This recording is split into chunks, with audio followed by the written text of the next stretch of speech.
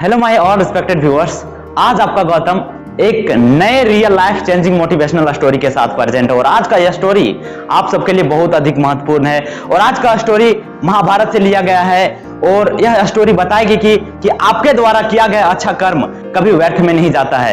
यदि आप एक अच्छे कर्म करोगे ना तो उनका आपको एक अच्छा फल ही मिलेगा। So now let's start this story. यह स्टोरी स्टार्ट होता है, एक बार भगवान श्री कृष्ण और उनके सखा अर्जुन टहलने के लिए जा रहे थे। अचानक उनका नजर एक गरीब ब्राह्मण पे जाता है, जो गरीब ब्राह्मण भिक्षा मांग रहा था। उन्होंने जब उस ब्राह्मण को देखा तो अर्जुन उस ब्राह्मण को अपने पास बुलाते हैं और उसके बाद उन्हें अपना सोना दान दे देता है। उसके बाद वह ब्राह्मण बहुत अधिक खुश हो जाता है, और होता भी क्यों ना यार, क्योंकि वह अपनी पूरी जिंदगी भर उतना सोना भीख मांग करके नहीं कमा सकता था। जिसके बाद वो बहुत ज्यादा खुश हो जाता है और खुशी के साथ वह जाता है। और जब वह रास्ते में जाता है ना तो वहां एक छोटा सा बच्चा, गरीब बच्चा जो बहुत भूखा था, वह मिलता है। लेकिन उस ब्राह्मण ने उनको नजरअंदाज कर देता है और उस समय उनको उनकी मदद करनी चाहिए थी, लेकिन उन्होंने उनकी मदद नहीं किया और वह जाता है। लेकिन it has been said right, as you sow so shall you reap. जैसी करनी वैसी भरनी। वह आगे जाता है ना, और उसके बाद एक चोर आता है और उनके सारे सोने को चुरा करके ले जाता है। और उसके बाद जब उनके सोने को चुरा कर ले जाता, वह ब्राह्मण पूरी तरह से दुखी हो जाता है और वह सोचता कि अब घर में जाकर के मैं क्या करूंगा, मुझे तो आज मुझे भिक्षा में नहीं मिला, जो सोना मिला था वो चुरा करके ले गया। वह फिर से जाता है, भिक्षा मांगने के लिए चला जाता है। और जब जाता है ना तो भगवान श्री कृष्ण और अर्जुन पूरी तरह से आश्चर्यचकित हो जाते हैं यार, कि यदि इनको मैंने इतना सारा सोना दिया फिर भी यह भिक्षा मांग रहा है। और उसके बाद अर्जुन ने उस ब्राह्मण को अपने समय बुलाता है और उसके बाद उनसे पूछता है, तो वह ब्राह्मण अपनी सारी बातों को बताता है कि मेरे साथ ऐसा ऐसा हुआ। और उसके बाद उस दौरान अर्जुन को उस ब्राह्मण के प्रति दया आ जाता है। उसके बाद अर्जुन ने कहा कि आज मैं तुम्हें एक हीरे की अंगूठी दे रहा हूं। और उसके बाद उन्होंने एक हीरे की अंगूठी को दान में दिया। वह ब्राह्मण बहुत अधिक खुश हो गया था, क्योंकि वह हीरे की अंगूठी से वह अपनी पूरी जिंदगी को जी सकता था। और उसके बाद वो फिर से खुशी चेहरे के साथ आता है और फिर से वह छोटा सा बच्चा भूखे था और वहीं रास्ते में था। फिर से वह ब्राह्मण उस छोटे बच्चे को नजरअंदाज करके चले जाते हैं और इस खुशी के साथ जाते हैं कि जब मैं घर पहुंचूंगा मैं अपने पत्नी को कहूंगा कि आज भगवान श्री कृष्ण के सखा अर्जुन उन्होंने आज मुझे हीरे की अंगूठी दान में दिया है। जब वह घर पहुंचता है ना तो वो देखता है कि उनकी पत्नी सो रही होती है। उन्होंने सोचा कि मैं अपनी पत्नी को इस समय क्यों उठाऊं। और उसके बाद वह क्या करता है ना, चोर के डर से वह उस अंगूठी को पानी लाने वाले घड़े के बर्तन में रख देता है ताकि चोर उसे ना चुरा सके। और उसके बाद वह चला जाता है अब आराम करने के लिए और वो भी सो जाता है। कुछ देर के बाद उनकी पत्नी उठती है और जब उठती है ना तो उस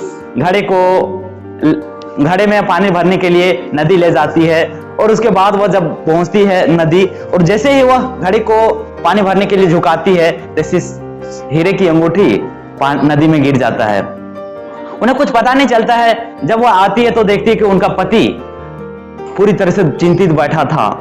तो वह उससे पूछती है कि ऐसा क्या बात है। उनके बाद उनके पति ने बताया कि आज भगवान श्री कृष्ण के सखा अर्जुन ने मुझे हीरे की अंगूठी दिया था, जो मैंने उसी पानी लाने वाले घड़े के बर्तन में मैंने रखा था और तुमने उसे पानी लाने के लिए ले गई। उसके बाद जब नीचे घड़ा उतारा गया तो देखा कि घड़े मीन्स हीरे की अंगूठी नहीं बचा था। वो पूरी तरह से दुखी था। उसके बाद उनकी पत्नी ने उनसे क्षमा मांगा कि आप मुझे क्षमा कर दीजिए, क्योंकि मुझसे गलती हो गया, मैंने ध्यान नहीं दिया।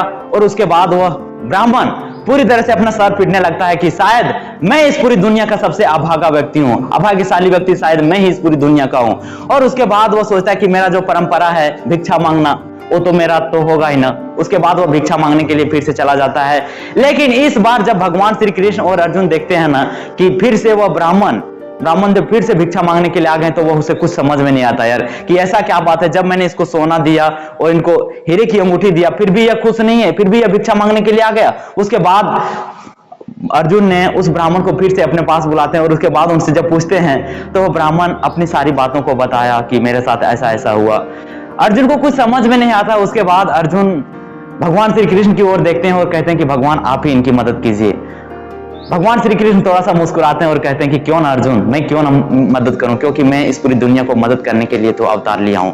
उसके बाद उन्होंने उस ब्राह्मण को एक तांबे का सिक्का दे देता है और उसके बाद वह ब्राह्मण चले जाते हैं। उसके बाद अर्जुन को कुछ समझ में नहीं आता है कि उन्होंने कहा कि भगवान जब मैंने इनको सोना दिया और हीरा दिया फिर भी इनका प्रॉब्लम का सॉल्व नहीं हुआ, तो आप इनको एक तांबे का सिक्का दे करके इसका कैसे प्रॉब्लम का सॉल्व हो सकता है। उसके बाद भगवान श्री कृष्ण मुस्कुराते हैं और कहते हैं कि थोड़ा देर तक इंतजार करो और देखो क्या होता है। उसके बाद वह ब्राह्मण पूरी दुखी चेहरे के साथ जाता है, सोचता है कि यार भगवान श्री कृष्ण के सखा अर्जुन ने मुझे सोना दिया, हीरा दिया, और ये भगवान होते हुए भी मुझे मात्र एक तांबे का सिक्का दिया जिससे मैं दोपहर का भोजन भी नहीं कर सकता हूं। और दुखी चेहरे के साथ जाता है और उसी दौरान एक मछुआरा मछली पकड़ करके, जिंदा मछली पकड़ करके ले जा रहे थे। और उसके बाद जब उन्होंने देखा ना, तो उन्होंने सोचा, उस मछली के ऊपर उनको दया आ जाता है उस ब्राह्मण को। उन्होंने सोचा कि मैं इस मछली की जान को बचा लेता हूं, और उसके बाद उन्होंने उस मछली को बचाने के लिए उस मछुआरे के पास जाता है, उनको खरीद लेता है और उसे एक छोटे से बर्तन में रख देता है। और जब वह उस मछली को पानी में छोड़ने के लिए जाता है ना, तो बर्तन था बहुत छोटा था, जिसके कारण वो मछली बहुत ज्यादा दिक्कत में था, परेशानी में था। उसके बाद उस मछली ने अपने पेट से उस हीरे की अंगूठी को निकाल दिया। उसके बाद जब वो ब्राह्मण उस मछली को पानी में छोड़ने के वाला ही था, जैसे उन्होंने अपने घड़े को झुकाया, जैसे उनका नजर उस हीरे की अंगूठी पे पड़ा, उन्होंने बहुत ज्यादा खुश था और खुशी के चेहरे के साथ उन्होंने कहा कि मुझे मिल गया। और उसी दौरान वह चोर सोने चुरा करके उसी रास्ते से जा रहा था, जिसके बाद जब ब्राह्मण के मुंह से सुना कि मुझे मिल गया, तो उस चोर ने सोचा कि शायद मुझे पंडित जी ने पहचान लिया और शायद अब मुझे सजा सुनवा करके ही रहेगा, शायद मुझे अब पंडित जी मुझे क्षमा नहीं करेंगे। उसके बाद उन्होंने सोचा कि मैं जाता हूं और पंडित जी को अपना उनका सोना दे देता हूं ताकि मेरी जान बच जाएगा। उसके बाद वह चोर आता है और उस पंडित जी के पास उनके पैरों पर गिर जाता है और बोलता है कि पंडित जी मुझे क्षमा कर दीजिए, क्योंकि मैंने आपके सोने को चुराया है। और उसके बाद उस सोना को पंडित जी लेता है। उसके बाद पंडित जी बहुत ज्यादा खुश हो जाता है, उसे कुछ समझ में नहीं आता है यार कि मेरे साथ ऐसा कैसे हो रहा है, मैं इतना चमत्कार कैसे हुआ। उसके बाद भगवान श्री कृष्ण और अर्जुन दोनों देख रहे थे, तो अर्जुन ने भगवान श्री कृष्ण से बोला कि हे भगवान, आज मैंने समझा कि आपकी लीला क्या है, अब मैंने आपकी लीला को समझ पाया। मीन्स जब उस ब्राह्मण को सोना और हीरा मिला ना, तो उनके अंदर घमंड आ गया था, उन्हें कुछ समझ में नहीं आ रहा था। उसके बाद उस भूखे बच्चे की मदद करने के बारे में एक बार भी नहीं सोचा।